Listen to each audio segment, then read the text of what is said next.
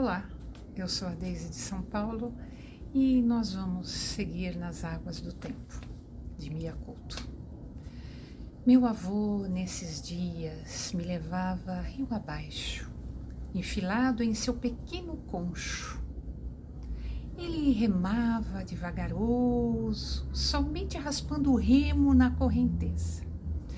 O barquito cabecinhava onda cá, onda lá, parecendo ir mais sozinho que um tronco desabandonado.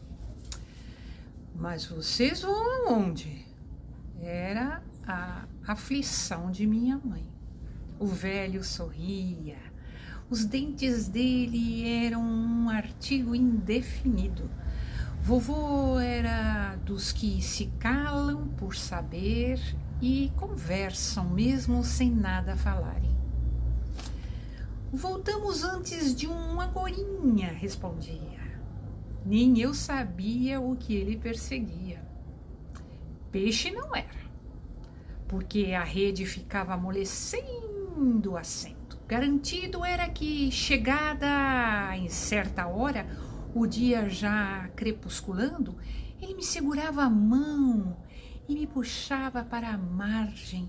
A maneira como me apertava era de um cego desbengalado. No entanto, era ele quem me conduzia, um passo à frente de mim. Eu me admirava de sua magreza direita, todo ele musculíneo. O avô era um homem em flagrante infância, sempre arrebatado pela novidade de viver. E entrávamos no barquinho, nossos pés pareciam bater na barriga de um tambor. A canoa solavanqueava ensonada. Antes de partir, o velho se debruçava sobre um dos lados e recolhia uma aguinha com a sua mão em concha, e eu lhe imitava. Sempre em favor da água, nunca esqueça. Sempre em favor da água, sempre em favor da água. Era sua advertência. Tirar a água no sentido contrário ao da corrente pode trazer desgraça, ele dizia. Não se pode contrariar os espíritos que fluem.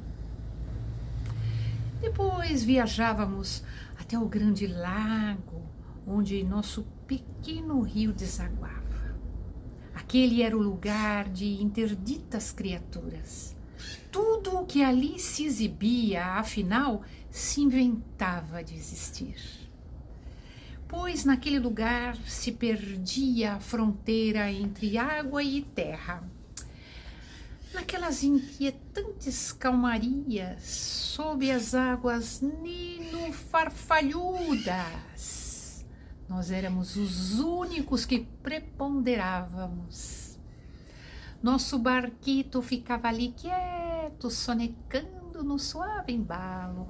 O avô calado espiava as longínquas margens. Tudo em volta mergulhava em belezas, sombras feitas da própria luz, fosse ali a manhã eternamente ensonada.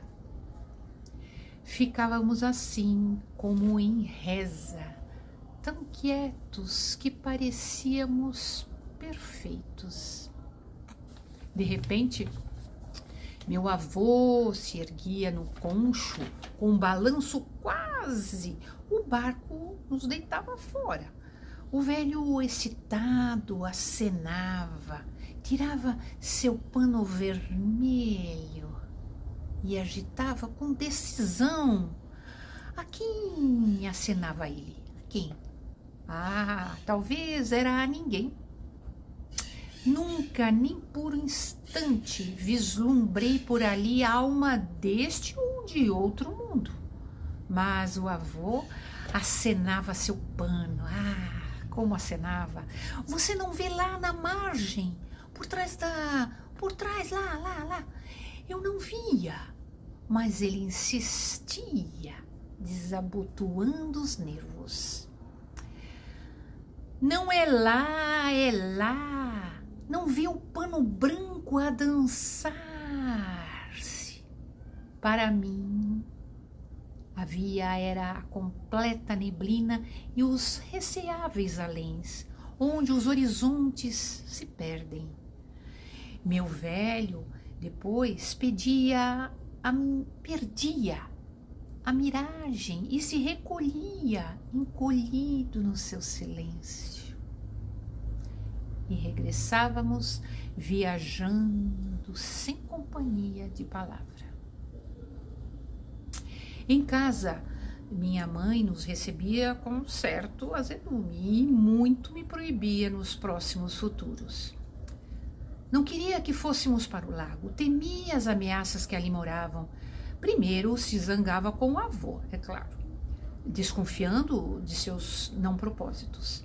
Mas depois, já amolecida pela nossa chegada, ela ensaiava a brincadeira. Ao menos vissem o Mamovetsu Moa. Ainda ganhávamos vantagem de uma boa sorte.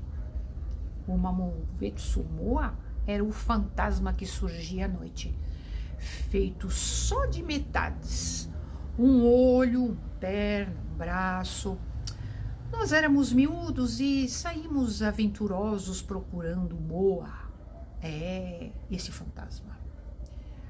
Mas nunca nos foi visto tal monstro.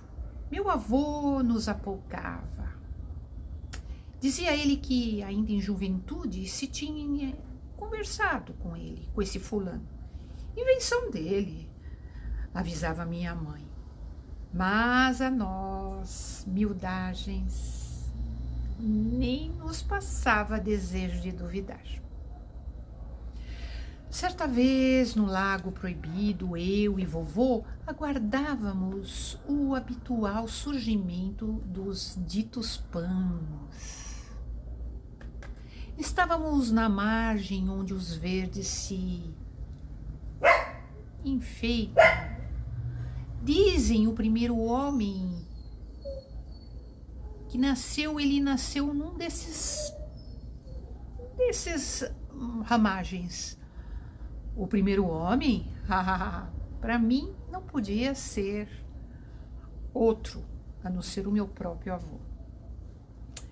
Acontece que desta vez me apeteceu espreitar os pântanos, esses pântanos misteriosos. Queria subir as margens, colocar pé em terra, não muito firme.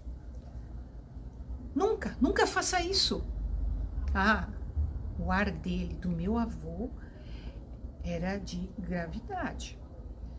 Eu jamais assistira a um semblante tão bravio nele, no meu avô.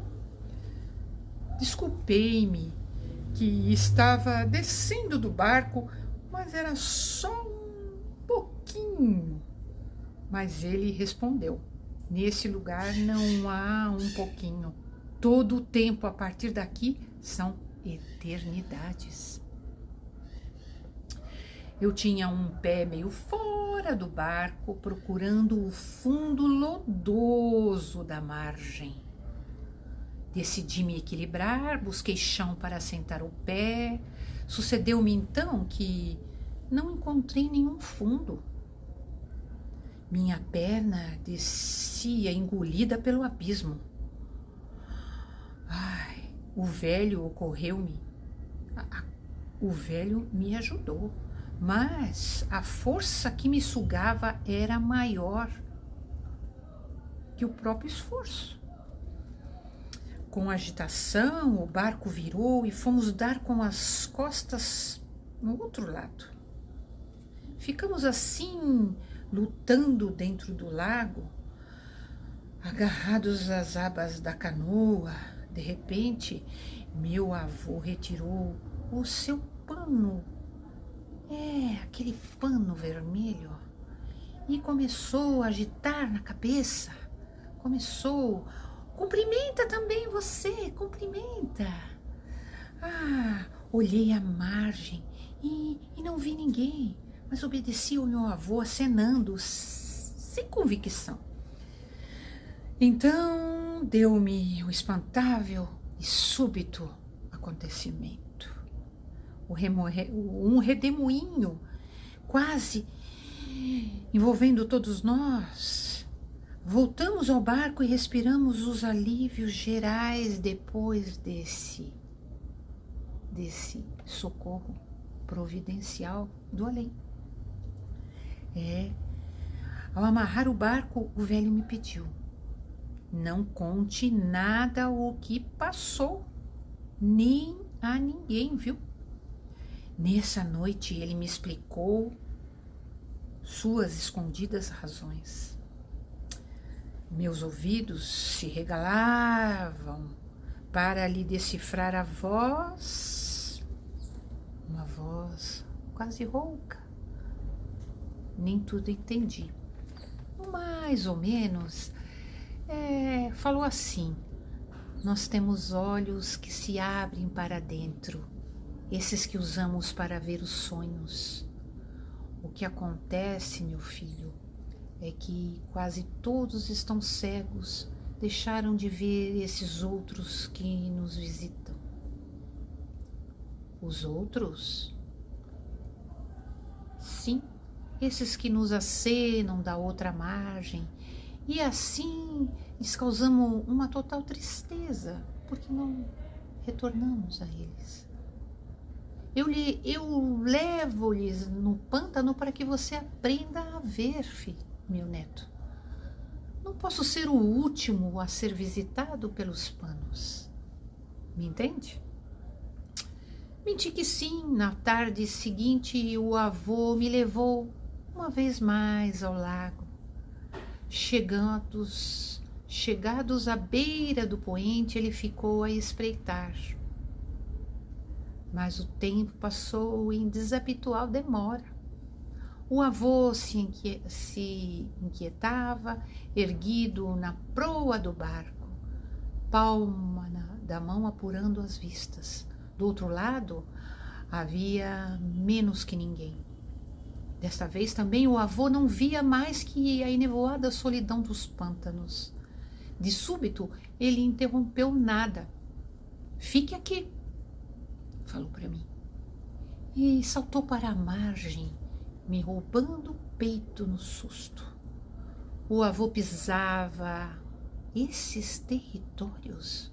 Sim, frente ao meu espanto, ele seguia em passo sabido.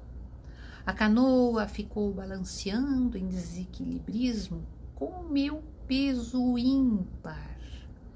Presenciei o velho alojar-se com a discrição de uma nuvem. Até que, entre a neblina, ele se declinou em sonho na margem da miragem.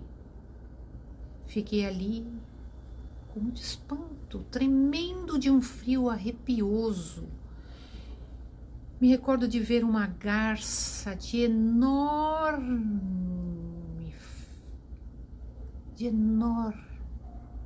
visão. Pela primeira vez eu coincidia com meu avô na visão do pano. Enquanto ainda me duvidava, foi surgindo mesmo ao lado da aparição o aceno do pano vermelho do meu avô. Fiquei indeciso, então lentamente tirei a camisa e agitei-a nos ares e vi o vermelho do pano dele, sim, branqueando em desmaio de coxo. Meus olhos se neblinaram até que poentaram as visões. Enquanto remava um demorado regresso, me vinham as lembranças, as velhas palavras de meu velho avô. A água e o tempo são irmãos gêmeos, nascidos do mesmo ventre. E eu acabava de descobrir em mim um rio que não haveria nunca de morrer. Esse rio é infinito, esse rio mora em mim. Esse rio é infinito, esse rio mora em mim.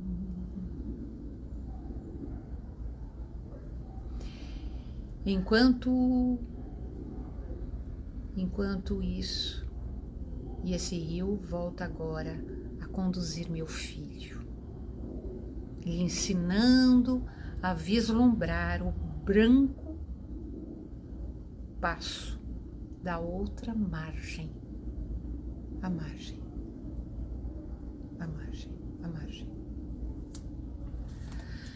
E assim, gratidão.